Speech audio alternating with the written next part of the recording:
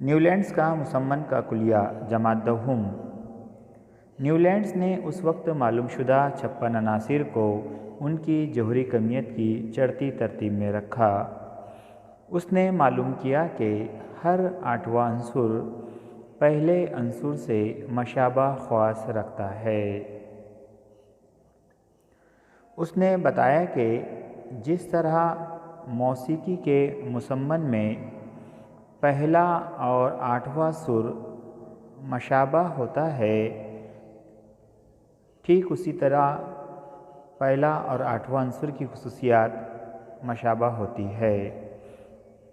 اس نے عناصر کو ایک جدول میں ترتیب دیا۔ جدول میں آپ دیکھ سکتے ہیں کہ اگر لیتھیم پہلا عنصر ہو تو 8واں عنصر سوڈیم ہوگا۔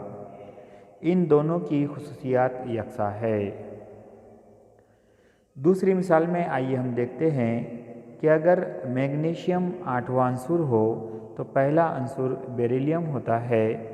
یہاں میگنیشیم اور بیریلیم کی خصوصیات یکساں ہوتی ہے۔ اسے اس نے مسمن کا کلیہ نام دیا۔ لیکن مسمن کے کلیے کی چند خامیاں تھیں۔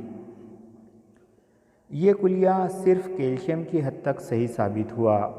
اس کے بعد کے عناصر پر یہ کلیہ صادق نہیں آتا، کیونکہ اس کے بعد ہر 8واں عنصر پہلے عنصر سے مشابہ خاصیت نہیں رکھتا۔ اس وقت صرف 56 عناصر دریافت ہوئے تھے۔ بعد میں دریافت شدہ عناصر کو نیولینڈز کی دوہری جدول میں کوئی جگہ نہیں دی گئی۔